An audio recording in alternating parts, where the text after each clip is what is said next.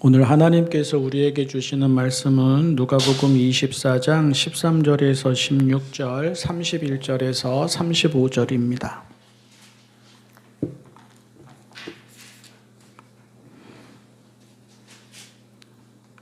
새번역 성경 신약 149쪽 누가복음 24장 13절에서 16절 그리고 31절에서 35절입니다. 마침 그날에 그들 가운데 두 사람이 예루살렘에서 한 30리 떨어져 있는 엠마오라는 마을로 가고 있었다. 그들은 일어난 이 모든 일을 서로 이야기하고 있었다. 그들이 이야기하며 토론하고 있는데 예수께서 가까이 가서 그들과 함께 걸으셨다. 그러나 그들은 눈이 가려져서 예수를 알아보지 못하였다. 31절입니다. 그제서야 그들의 눈이 열려서 예수를 알아보았다. 그러나 한순간에 예수께서는 그들에게서 사라지셨다. 그들은 서로 말하였다. 길에서 그분이 우리에게 말씀하시고 성경을 풀이하여 주실 때에 우리의 마음이 우리 속에서 뜨거워지지 않았습니까? 그들이 곧바로 일어나서 예루살렘에 돌아와서 보니 11 제자와 또 그들과 함께 있던 사람들이 모여 있었고 모두들 주님께서 확실히 살아나시고 시몬에게 나타나셨다 하고 말하고 있었다. 그래서 두 사람도 길에서 겪은 일과 빵을 떼실 때에 비로소 그를 알아보게 된 일을 이야기하였다. 아멘. 누가복음을 한 장 한 장 읽어왔잖아요. 그래서 이제 오늘 누가복음 24장을 이렇게 읽으면서 큰 흐름을 일단은 마무리하게 됩니다.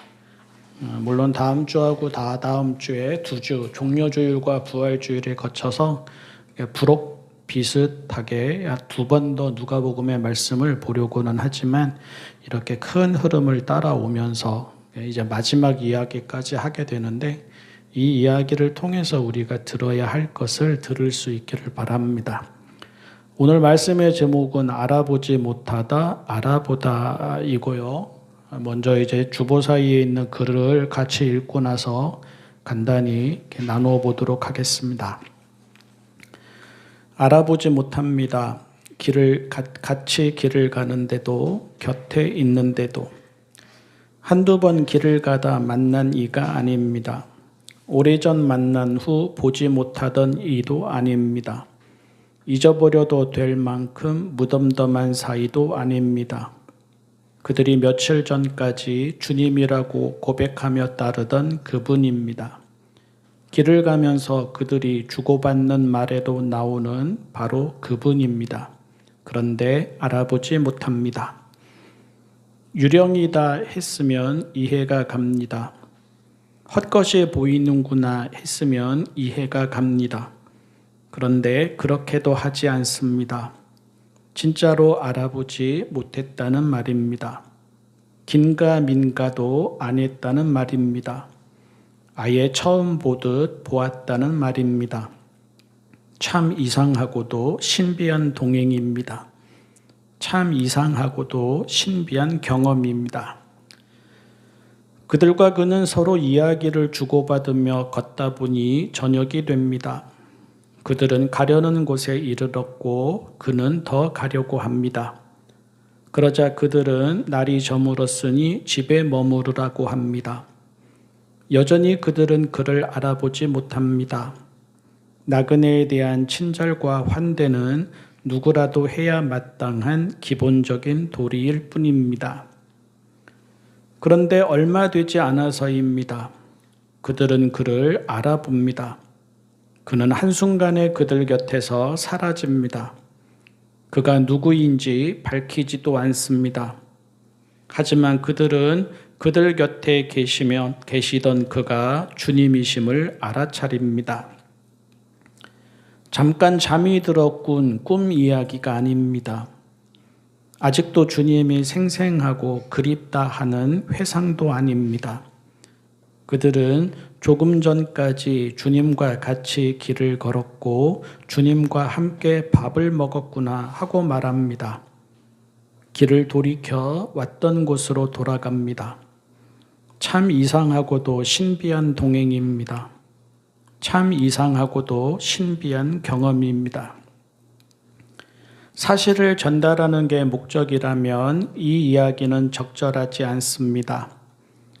신문 기사나 법정 증언과 같이 누가 언제 어디서 무엇을 왜 어떻게 등을 말하려는 거라면 알아보지 못하다 알아보게 되었다 하는 내용은 증언과 목격의 신뢰도를 떨어뜨릴 뿐입니다.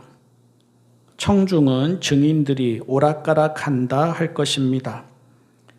성경의 이야기들이 그렇듯이 이 이야기도 사실이 아니라 의미에 초점이 있습니다.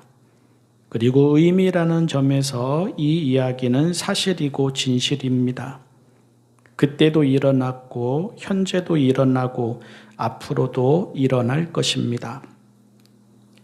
예수님이 곁에 계신데도 알아보지 못할 수 있습니다. 예수님을 모르는 이들이 아니라 예수님을 아는 이들인데도 그럴 수 있습니다. 예수님이 떠나시거나 계시지 않아서가 아닙니다. 예수님이 계십니다. 동행하십니다. 하지만 그래도 그럴 수 있습니다. 예수님 곁에 두고 예수님 계시지 않은 듯 살아갈 수 있습니다. 교회도 그럴 수 있고 우리도 그럴 수 있습니다. 반대로 예수님이 몸으로 곁에 계시지 않아도 예수님이 과거의 인물이고 이 세상 사람이 아니고 더 이상 사람을 보듯 뵐 수 없어도 예수님을 만났다, 예수님을 보았다, 예수님이 곁에 계신다 하며 살아갈 수 있습니다. 2000년 동안 역사에서 일어난 일입니다. 지금도 어디에서나 일어나는 일입니다. 무엇보다 한 사람에게 두 가지 경험이 다 있을 수 있습니다. 누구는 예수님을 알아보지 못하는데 누구는 예수님을 알아본다 하는 말을 넘어 동일이니 어느 날은 예수님을 전혀 알아보지 못하고 살아가고 어느 날은 예수님을 생생하게 느끼고 경험하며 살아갈 수 있습니다.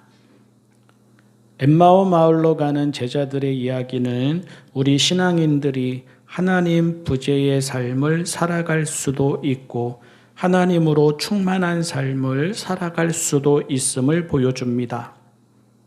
엠마오 마을로 가는 제자들의 이야기는 신앙에서 더 중요한 것은 직접적인 사실이나 경험보다 일상에서 말씀을 묵상하고 삶을 나누는 우리의 마음과 경험에 있음을 보여줍니다. 바꾸어 말하자면 예수님을 직접 본 사람들이 예수님을 알아보지 못하는 일이 이상한 일이 아닙니다. 1세기에 이미 그러했음을 우리가 다 알고 있습니다. 반면 예수님을 직접 보지 않고도 예수님을 알아보는 일도 이상한 일이 아닙니다. 이것도 1세기에 이미 그러했음을 우리가 다 알고 있습니다. 예수님을 알고 믿는 사람은 밖에 나무를 보듯 예수님을 본 사람이 아니라 눈이 열리고 귀가 열리고 마음이 열린 사람입니다. 예수님을 알지 못하고 믿지 못하는 사람은 밖에 나무를 보듯 예수님을 보지 못한 사람이 아니라 눈이 닫히고 귀가 닫히고 마음이 닫힌 사람입니다. 그리고 그래서 질문은 우리를 향합니다. 지금 우리는 보이는데도 알아보지 못하는 쪽입니까? 보이지 않는데도 알아보는 쪽입니까? 지금 우리는 보여야만 알겠다는 쪽입니까? 보이지 않아도 알 수 있다는 쪽입니까? 지금 우리는 말씀을 묵상하는 자리에서 밥을 먹는 자리에서 삶의 자리에서 하나님 부재의 삶을 살아갑니까? 하나님으로 충만한 삶을 살아갑니까? 부활신앙의 의미도 여기에 있습니다. 부활신앙은 사건에 대한 보도가 아니라 우리에게 예수님이 현실이고 진실이냐를 묻습니다. 오늘 우리에게 예수님은 참으로 살아계셔서 같이 길을 가시는 주님이신가 하는 것입니다. 가족이 곁에 있다고 가족을 잘 아는 거 아니죠? 한 집에서 같이 먹고, 한 집에서 같이 잠을 자고, 한 집에서 같이 대화를 하고 말하고 그렇게 살아가면서도 있으나 없으나 다르지 않은 삶을 살아갈 수도 있잖아요. 아주 많은 가정들이 그렇죠. 교회이고 예배를 드리고 기도를 하고 찬송을 하고 성경 공부를 한다고 해도, 그것도 일주일에 몇 번씩 한다고 해도 그렇다고 해서 하나님을 바로 안다거나 예수님과 함께 산다고 할 수 있는 것도 아니지 않습니까? 예를 들어서 예루살렘 성전, 중세의 교회, 하나님을 잘 알았다라고 이야기하지 않죠? 하나님이 계시는 삶, 하나님과 동행하는 삶을 살았다라고 그 누구도 이야기하지 않습니다. 현재의 교회도 그렇죠. 현재의 교회, 자본주의화되고 극우화되고 보수화되고 혐오의 언어가 넘치고 차별의 언어가 넘치고 세속적인 성공은 무조건 하나님의 은혜로 포장하는 이 현실, 이게 어떻게 하나님을 아는 삶입니까? 이게 어떻게 예수님과 동행하는 삶입니까? 그 옛날 바알을 숭배하던 모습과 무엇이 다릅니까? 반면에 곁에 없지만 심지어 한 번도 눈으로 본 적도 없지만 그리스도로 충만한 삶을 살아간 사람이 아까 글에서도 썼듯이 1세기에도 있었지 않습니까? 우리가 누구보다 잘하는 사람이 그렇게 하지 않았습니까? 바울입니다. 바울의 사도권에 대한 의문이 1세기에 아주 많았습니다. 바울은 사도가 아니라는 거죠. 왜 사도가 아니라고 했습니까? 바울이 예수님과 밥 한 번 같이 먹은 적이 있느냐라는 겁니다. 바울이 예수님의 말씀을 직접 곁에서 들은 적이 있느냐? 바울이 예수님이 하시는 일을 눈으로 목격하고 따라간 적이 있느냐? 바울이 예수님의 제자이냐? 바울은 사도가 아니다.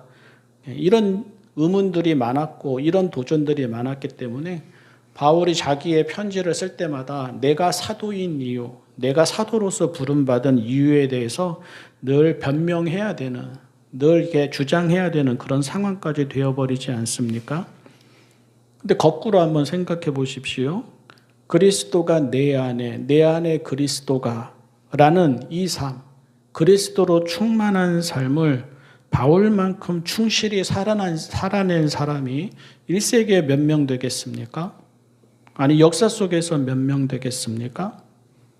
직접 보지 않았지만, 직접 듣지 않았지만, 같이 밥 한 번 먹지 않았지만 바울만큼 내가 사라지고 그리스도가 나 대신 산다라는 이 경험으로 충만한 사람이 누가 있겠습니까? 하나님으로 충만한 삶, 예수님과 동행한 삶은 팩트에 근거하지 않습니다. 목격에 근거하지 않습니다. 내 경험에 근거하지 않습니다. 다시 말해서 내가 보지 못해서, 듣지 못해서, 만나지 못해서, 곁에 없어서 믿음이 없는 것 아니고 믿지 못하겠다는 것 아니고 또 오늘 교회가 이 모양 이 꼴인 것은 아니라는 말입니다. 바울이 그랬듯이 눈이 열려야 하는 거죠. 귀가 열려야 하는 거죠. 마음이 열려야 하는 거죠. 눈을 떠야 하는 거죠. 귀를 열어야 하는 거죠. 마음을 열어야 하는 거죠.